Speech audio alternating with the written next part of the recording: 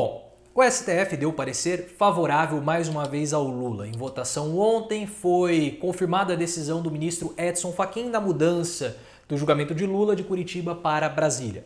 Foi a terceira vitória seguida do Lula juridicamente e ele conseguiu tirar o processo dele de Curitiba, foi para Brasília. Depois o STF confirmou que Sérgio Moro era um juiz suspeito para julgar os casos da Lava Jato e ontem o STF confirmou a decisão do Fachin. Pondo isso na mesa, o Lula está mais desimpedido do que nunca para disputar 2022.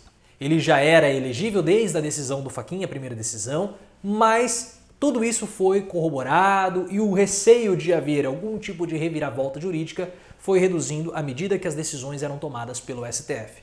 E agora praticamente não há qualquer tipo de amarra jurídica e burocrática que impeça o Lula de entrar de cabeça no jogo político, na vida política.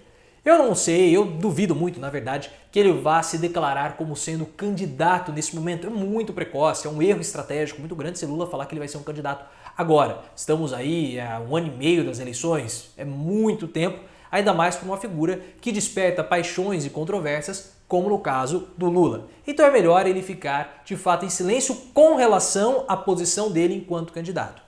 Mas agora, após a decisão do STF, não há mais desculpa alguma para o Lula não entrar de cabeça na vida política para articular processos contra o Bolsonaro. E aí eu estou falando dos processos de impeachment e também a CPI.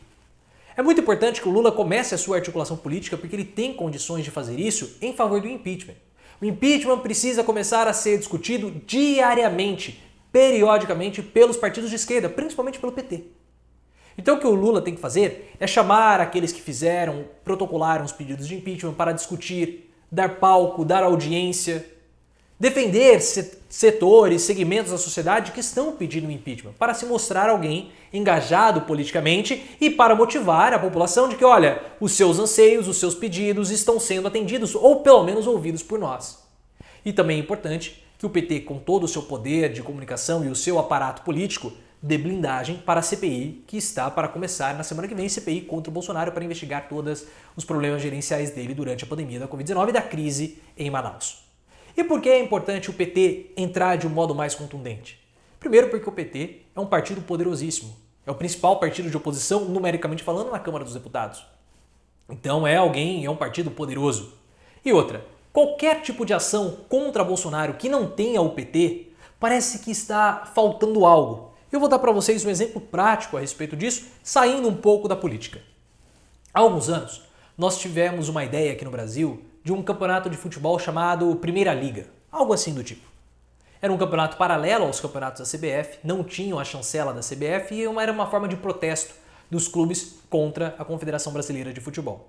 O campeonato teve ali 2 ou 3 anos, mas os clubes de São Paulo, Palmeiras, Santos e Corinthians, Palmeiras, Santos, São Paulo e Corinthians, eles não endossaram esse campeonato. Então sempre pareceu que era um movimento esvaziado, porque os 4 grandes de São Paulo acabaram não endossando o campeonato e aí não prosperou. Então precisa ter um respaldo de grandes figuras quando há um movimento. Se não há, o movimento perde a sua força e fica mais difícil de prosperar. E é por isso que o PT, como sendo um grande partido que é, e o Lula, como sendo uma figura política relevante, precisa, de fato, agora entrar de cabeça. Porque não há qualquer tipo de impedimento. Se ele tinha receio, podemos colocar em o benefício da dúvida esse receio do Lula, que era algo possível porque ele não falou, se ele tinha receio de embarcar em pedidos de impeachment, em tentar fazer política, com receio de ter uma reviravolta jurídica, agora não tem mais. Porque ele já venceu praticamente todas as decisões. Então ele tem que embarcar de cabeça nisso. Fora que a decisão do STF chega no momento que o Bolsonaro está em baixa, mas muito em baixa. Não é o momento de fazer agora cálculo eleitoral. Porque o Bolsonaro ele está sendo pressionado em 2 frentes. Primeiro, nós temos o Congresso com o orçamento que o Bolsonaro não está mais conseguindo fazer manobra. O Arthur Lira já falou, olha, nós não vamos tolerar que você vete trechos do orçamento. O que foi combinado tem que ser cumprido. E do outro lado tem a própria CPI. E a relatoria da CPI caiu no colo de ninguém mais, ninguém menos do que Renan Calheiros. Renan Calheiros está sedento por vingança porque o governo não o apoiou quando ele tentou ser presidente do Senado em 2019 e também quando ele tentou ser presidente da CCJ. O governo apoiou Davi Alcolumbre e a Simone Tebet. Fora isso, o Renan Calheiros, além de ter esse motivo pessoal para peitar o governo, ele está muito inclinado a ficar ao lado de Lula em 2022, porque o Lula já começou a articular politicamente com os partidos do centro, e aí nós temos que incluir o MDB, e o Lula tem boas relações, ou pelo menos relações cordiais, com o Renan Calheiros. Então o Renan Calheiros pode ser um aliado de Lula dentro da CPI. E ele gosta de jogar. Vou trazer um vídeo para vocês, talvez amanhã ou nos próximos dias, falando das estratégias do Renan Calheiros para essa CPI. É algo assim bastante divertido, principalmente para aqueles que apreciam esse jogo de bastidores da política, quando você tem esses grandes politicões fazendo ali as suas manobras políticas. Esse jogo de bastidores, muitas pessoas gostam, vou trazer para vocês aqui do Renan. Além de tudo isso, o Bolsonaro ele está enfraquecido porque o discurso dele já não cola mais. As pessoas já começaram a notar que o Bolsonaro ele é um bravateiro. O Bolsonaro ele está, parece que cada vez mais isolado dentro da bolha dele. Eu fiz um comentário sobre isso naquela pesquisa que foi divulgada pelo Poder 360, que mostrou o Bolsonaro perdendo no segundo turno para o Lula com uma diferença de quase 20 pontos, 18 pontos. O Bolsonaro estagnado ali com 30%, 32% no segundo turno, o que é estranho, mas mostra que o Bolsonaro, aparentemente, ele tem uma ilha dos 30%, e essa ilha, mesmo na maré baixa, não está mais conseguindo se conectar com o continente. Então o discurso do Bolsonaro está ficando um discurso cada vez mais hermético, fechado ali à sua base bolsonarista. Só que não assusta mais, porque na semana passada, quando o Bolsonaro quis subir o tom contra o STF percebeu, não adianta a gente ficar replicando o Bolsonaro, porque é isso que ele quer. Ele quer um revide, ele quer uma contra-argumentação. Então o que a gente vai fazer? Vamos ficar quietinhos e vamos dar uma resposta para ele no plenário, o que aconteceu 10-1 na votação da CPI. E esse voto que foi favorável a ele foi do Celso de Mello. Não, perdão, do Marco Aurélio Mello. O Marco Aurélio Mello falou assim, eu não achei que o rito foi correto, então não vou nem votar.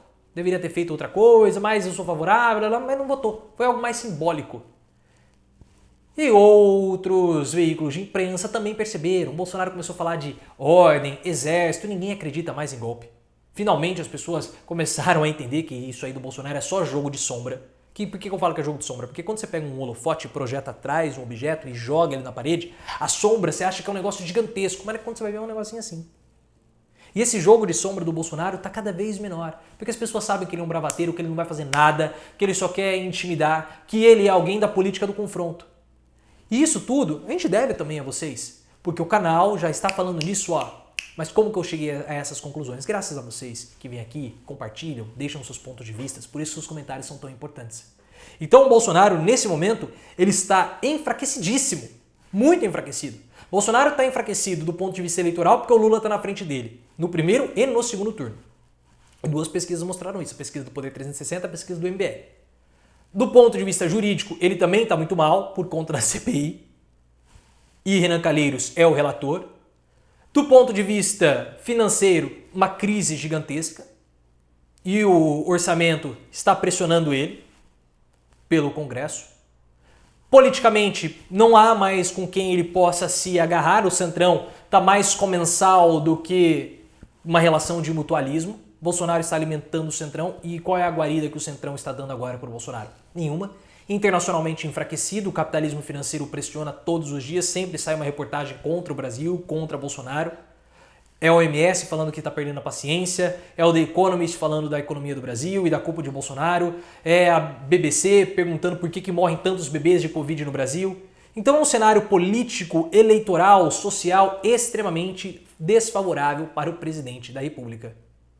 E para piorar tudo para ele, nem as bravatas que ele acostumava falar já estão servindo mais porque as pessoas já perceberam, já pegaram, já entenderam como é Bolsonaro. Que momento difícil para ele. Vamos esperar para saber o que vai acontecer. Porque se a CPI prosperar, e aí que tá, vai ser imputado crime no Bolsonaro. Como que ele vai segurar o impeachment?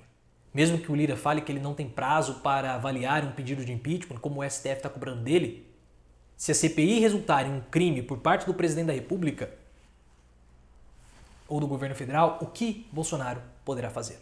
Vamos continuar observando, estarei aqui sempre no YouTube, deixem os comentários, vocês sabem que os comentários são muito importantes. E vocês também podem me seguir nas outras redes sociais, o Twitter é a minha rede mais ativa, é @profileo, Oficial. É só me seguir lá, clique no gostei, ative as notificações e também me siga no Twitter.